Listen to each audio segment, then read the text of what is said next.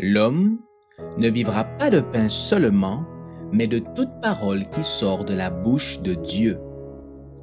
Voici votre moment de méditation quotidienne. Pour mieux connaître Jésus-Christ. Des chrétiens libres, le 28 juillet. Vous êtes la lumière du monde. Une ville située sur une haute montagne ne peut être cachée. Et on n'allume pas une lampe pour la mettre sous le boisseau, mais on la met sur le chandelier, et elle éclaire tous ceux qui sont dans la maison. Matthieu chapitre 5, versets 14 et 15.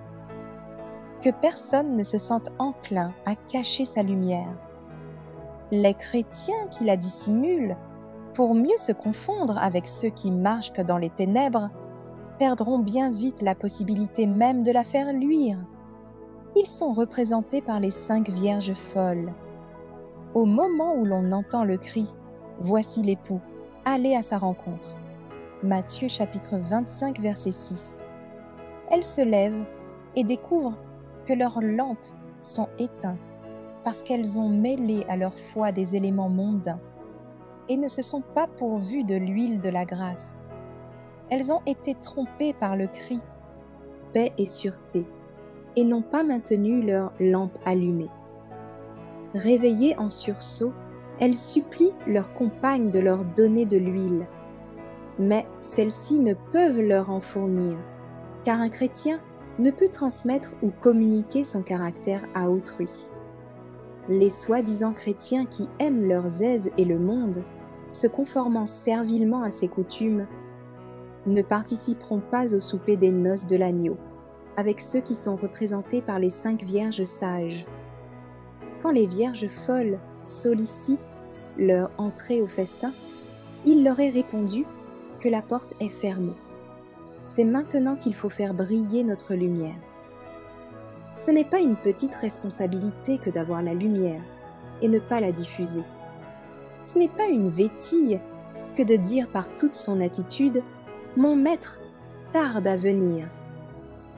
Les mots de paix et sûreté circulent silencieusement parmi nous.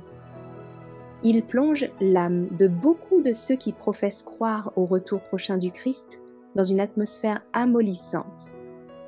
Et ceux qui se réveilleraient si pleins de zèle et décidés, nous nous tenions à notre poste, s'endorment dangereusement. Nous devons proclamer la vérité et faire briller la lumière dans tout son éclat de peur que des âmes ne trébuchent et ne tombent, parce qu'elle s'est éclipsée.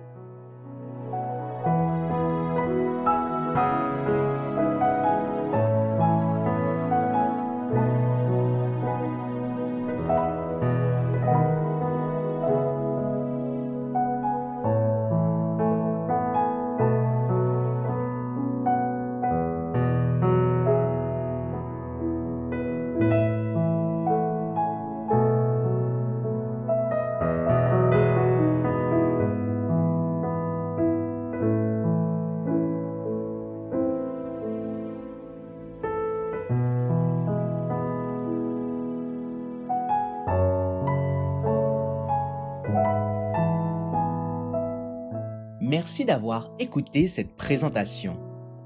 Assurez-vous de nous rejoindre demain pour votre moment de méditation quotidienne avec lereste.org.